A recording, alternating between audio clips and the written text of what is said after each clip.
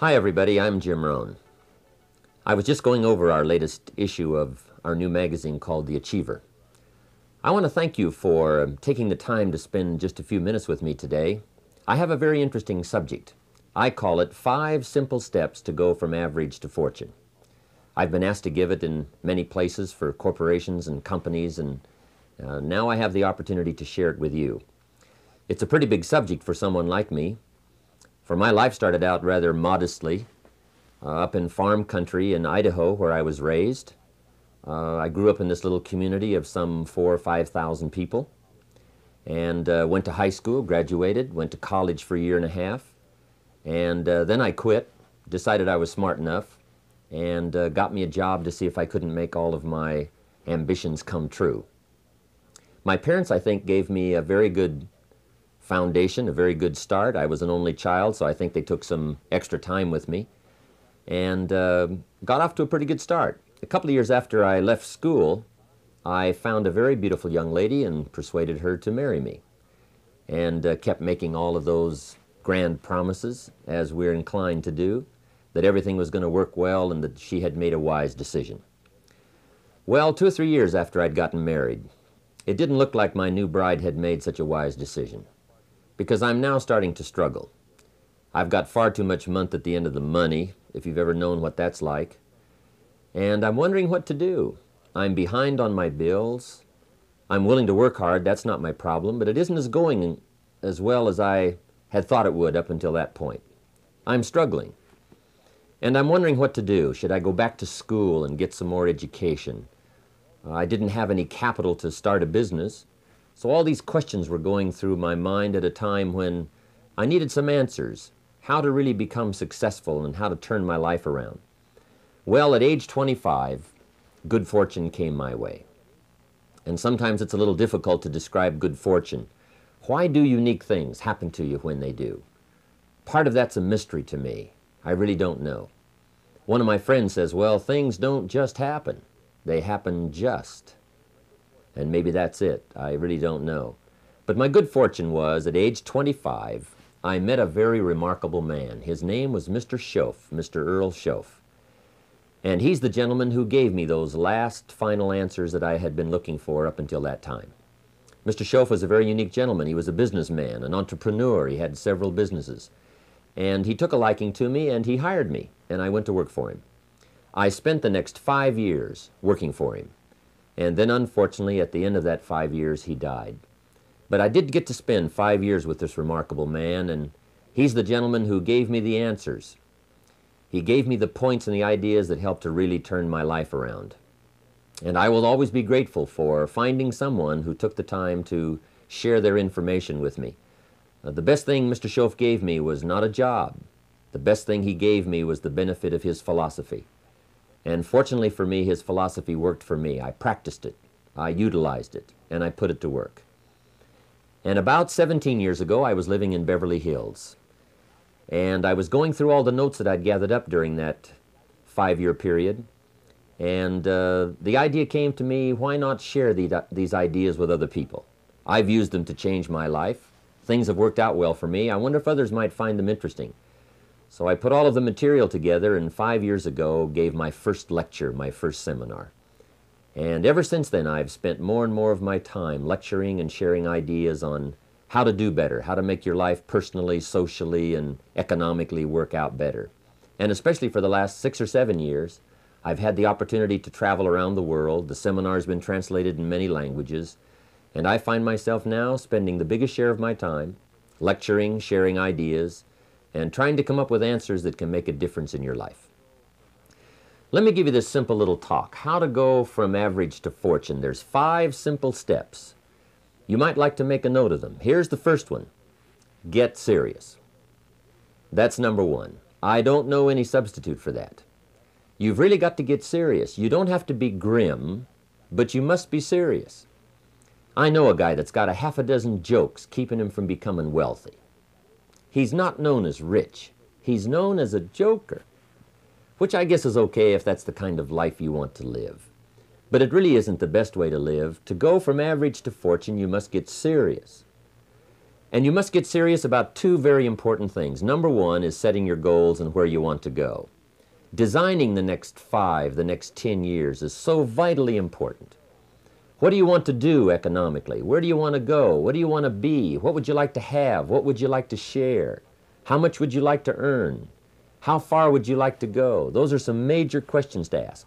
And for that all to work out like you want it to for the next 5 or 10 years, in my personal opinion, you've got to get serious. Then you have to get serious about another important subject.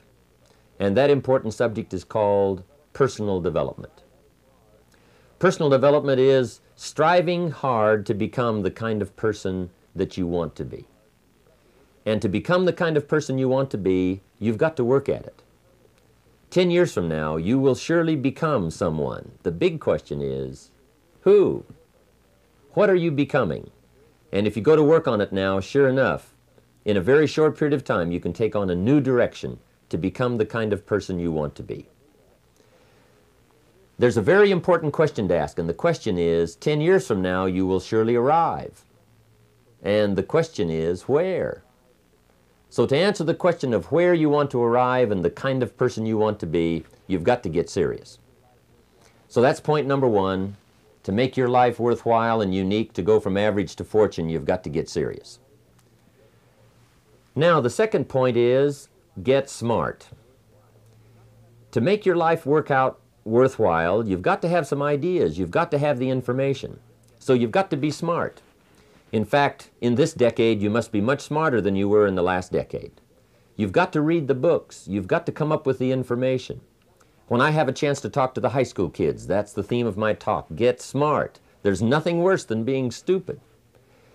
And if you will read the books, learn from your experiences, do all the things that you possibly can to get the information, sure enough, you'll be wiser this year than you were last year. And I've got a few techniques that I teach in my seminar on how to get smarter, keeping a journal, going to the lectures, going to the seminars, listening to the sermons, picking up ideas from other people. You just must keep up this steady process of learning. Never cease your quest for knowledge. And that's one of the key points to go from average to fortune. Get smart. Now here's number 3. You've got to get going. All of the things that you've learned will not do you that much good if you don't put it into an action plan. You've got to get going. In my management and leadership seminar, we teach game plans, how to put all the good things that you've learned into action. Economic action, social action, personal action. How to make the changes and how to actually do the work, how to actually function. Get going, that's the key. Some people are ever learning, but they don't put it into action. They don't really take the action. It's like the man who keeps bringing materials to the building site and never builds anything. He keeps bringing in the sand and the gravel and the windows and the doors and the roofing material, and he just stacks up all these supplies, but he never builds anything. See, if you do that long enough, fairly soon they'll come and take you away. You've got to do something with what you've learned. You've got to take action. You've got to get going. So that's one of the most important things to learn, how to design your days, how to design your weeks, how to design the months so that you take the proper action to get the proper return that you're looking for, whether it's economic or personal. Get going. It's a major key. Now here's number 4. You must get excited. And not just the false enthusiasm of just pure positive thinking. You've got to get excited over some very basic things. One is, get excited over your ability to make yourself do the necessary things.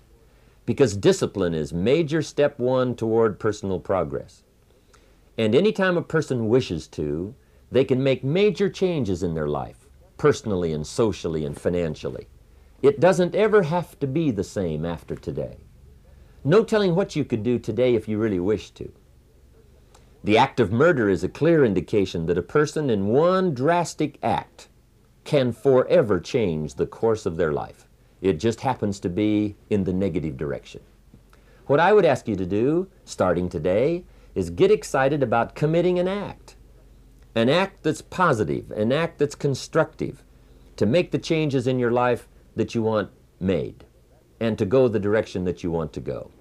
So that's number 4, get excited. Get excited about your potential.